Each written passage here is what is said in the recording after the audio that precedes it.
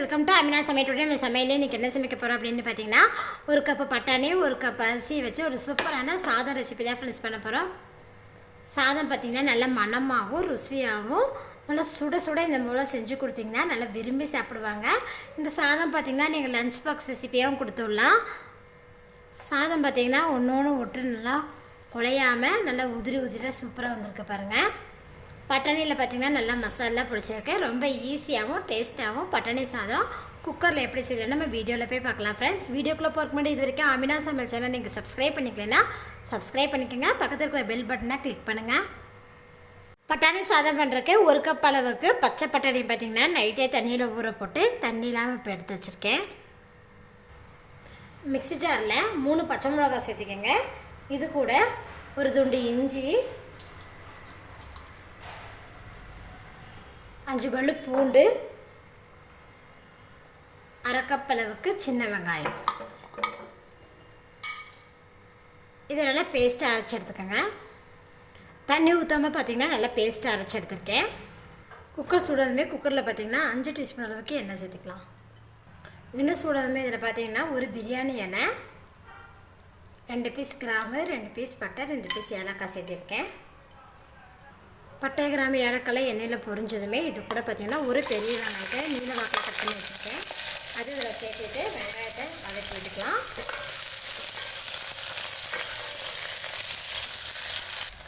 வெங்காயம் பாருங்கள் ஓரளவுக்கு வதங்கிட்டுருக்கு. இந்த அளவுக்கு வெங்காயம் வதங்கும் போது இது கூட நம்ம அரைச்சி வச்சுருக்கிறேன் இந்த விழுதை இதில் சேர்த்துடலாம். விழுது சேர்த்துட்டு இதை நல்லா மிக்ஸ் பண்ணி வதக்கி விட்டுக்கலாம். பச்சை வாசம் போகிற அளவுக்கு நல்லா வதக்கி விட்டுக்கலாம். இஞ்சி பூண்டு பேஸ்ட்டு பச்சை மிளகாயோட பச்சை வாசம் போகிற அளவுக்கு பார்த்திங்கன்னா நல்லா வதக்கிட்டேன். இப்போ இது கூட பார்த்திங்கன்னா கொஞ்சமாக நறுக்கின கொத்தமல்லி சேர்த்துக்கோங்க. சேர்த்துட்டு இதை லேசாக வதக்கி விட்டுடலாம்.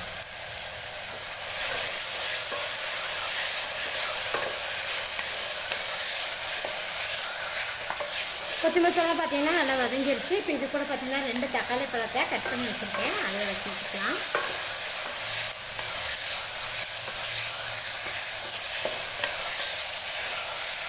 ஹை ஃப்ளேம்லேயே வச்சு பார்த்திங்கன்னா தக்காளி நல்லா வதக்கிட்டேன். இப்போ ஃப்ளேம் லோ ஃப்ளேமில் வச்சுட்டு நம்ம மசாலா பொடியில் போட்டுக்கலாம். ஹை ஃப்ளேமில் வச்சு நம்ம மசாலா பொடியில் போடும்போது உங்களுக்கு காரம் அதிகமாக இருக்கும். அதனால தான் நான் லோ ஃப்ளேமில் வச்சு மசாலா பொடி போடுறது. இப்போ இது கூட பார்த்திங்கன்னா 2 டீஸ்பூன் அளவுக்கு நம்ம மல்லித்தூள் சேர்த்துக்கலாம்.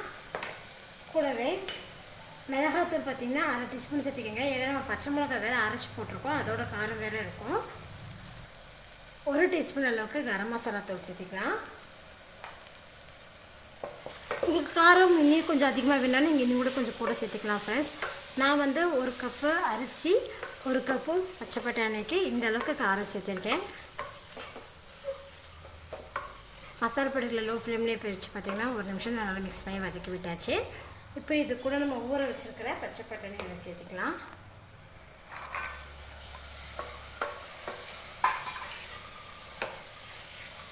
பச்சை பட்டாணி நல்லா மசாலாவோட நல்லா மிக்ஸ் பண்ணி வச்சுக்கோங்க. ஹை ஃப்ளேம்லேயே பச்சை பட்டாணியை மசாலாவோட நல்லா வதக்கிட்டேன். இப்போ இது கூட நம்ம தண்ணி சேர்த்துக்கலாம். 1 டம்ளர் அரிசிக்கு 2 டம்ளர் தண்ணி. நான் 2.5 கப் அளவுக்கு தண்ணி சேர்த்துக்கிறேன். ஏன்னா நம்ம வேறு பச்சை பட்டாணி வேறு வேகணும் இல்லையா, அதனால் அரை கப்பு எக்ஸ்ட்ரா சேர்த்துக்கலாம். நம்ம மசாலா அரைச்சோம் மிக்ஸி ஜார்லேயே பார்த்திங்கன்னா அரை கப் அளவுக்கு தண்ணி சேர்த்தி ஓகே. இப்போ இது கூட பார்த்திங்கன்னா தேவையான அளவுக்கு உப்பும் சேர்த்திக்கலாம். சேர்த்துட்டு இதை நல்லா கலந்து விட்டுருங்க. பார்த்திங்கன்னா நல்லா கலந்து விட்டுட்டேன். இப்போ இது கூட பார்த்திங்கன்னா நம்ம அரிசி சேர்த்துக்கலாம். அரிசி பார்த்திங்கன்னா நான் நார்மலாக வீட்டில் இருக்கிற பொன்னி அரிசி தான் எடுத்துருக்கேன். நீங்கள் பாஸ்மதி அரிசி கூட யூஸ் பண்ணிக்கலாம் ஃப்ரெண்ட்ஸ், ரொம்ப நல்லாயிருக்கும். அரிசி போட்டு நல்லா கலந்து விட்டதுக்கப்புறம் இது கூட பார்த்திங்கன்னா அரை லெமன் பழத்தை எடுத்துருக்கேன். அதை இதில் பிழிஞ்சு விட்டுக்கலாம். லெமன் சேர்த்தும் போது சாப்பாடு ரொம்ப நல்லாயிருக்கும். லெமன் சேர்த்துட்டு ஒரு டைம் நல்லா கலந்து விட்டுருங்க.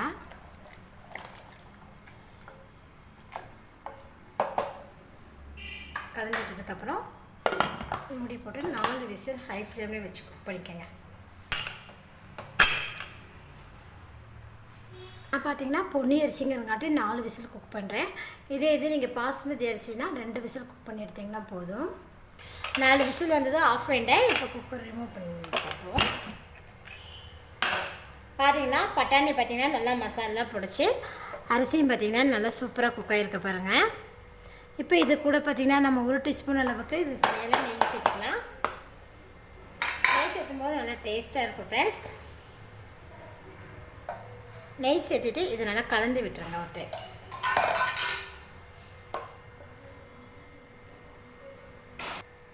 அரிசி பார்த்திங்கன்னா நல்லா உதிரியாக குழையாமல் நல்லா சூப்பராக ரெடியாக இருக்குது பாருங்கள். நம்மளுக்கு பார்த்திங்கன்னா இப்போ பட்டாணி சாதம் ரொம்ப சூப்பராகவும் டேஸ்ட்டாகவும் நம்மளுக்கு ரெடி ஆயிடுச்சு. இதுக்கு வந்து பார்த்திங்கன்னா நீங்கள் தயிர் பச்சடி சைட் டிஷ்ஷஸ் அப்படின்னு ரொம்ப அருமையாக இருக்கும் ஃப்ரெண்ட்ஸ். இந்த ரெசிபியை பார்த்திங்கன்னா நீங்கள் லஞ்ச் பாக்ஸ் ரெசிபியாகவும் நீங்கள் கொடுத்து விடலாம். நீங்களும் இது போல் செஞ்சு பாருங்கள். செஞ்சு பார்த்துட்டு உங்கள் ஃபீட்பேக்கை சொல்லுங்கள். என்னோட இந்த வீடியோ உங்களுக்கு பிடிச்சினா லைக் பண்ணுங்கள், உங்கள் ஃப்ரெண்ட்ஸ்க்கு ஷேர் பண்ணுங்கள். மறக்காமல் ஆமினா சேனல் சப்ஸ்கிரைப் பண்ணிக்கோங்க. நன்றி.